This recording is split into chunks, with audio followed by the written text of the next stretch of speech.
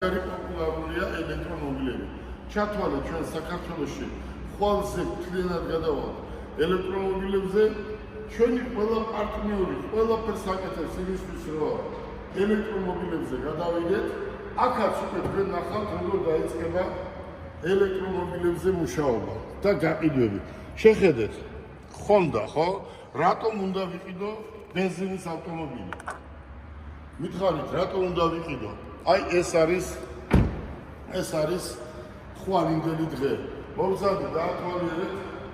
აქ არიან ჩვენი მეგობრები, რომლებიც აქ იმუშავებენ ხვალზე. პირველ სართულზე არის ეგრეთ წოდებული პროფილაქტიკა და მე მინდა უთხრა მაყურებელს. თავარი არ არის ელექტრომობილის ყიდვა. თავარი არის შემდეგ მისი მომსახურება და გარანტიის მიცემა. ჩვენ როგორც საქართველოში, ისე სასულხეთში, ისე დუბაიში ავტომობილს, რომელსაც ვყიდით, მას ვაძლევთ გარანტიას. აქ ახლა ხვალ ზედ უფრო სხვადასხვა მარკის ელექტრომობილებს შემოვიყვანთ და მინდა გთხოვოთ და გითხრათ.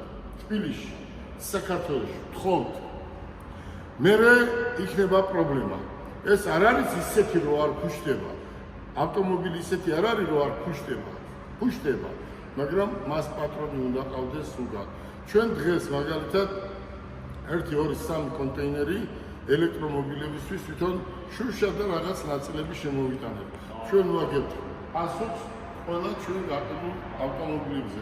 მოდი, ვაჩვენოთ ემბლემა, მოდი ვაჩვენოთ ეს ავტომობილები, მოდი ვაჩვენოთ სასულხეთში ჩვენი ლოგო და აი ეს არის ჩვენი ახალი მოფიქრებული დიზაინი და თბილისშიც მსგავსი ძალიან მალე იქნება. მე მინდა მოგზადოთ და სისტემა ჩვენ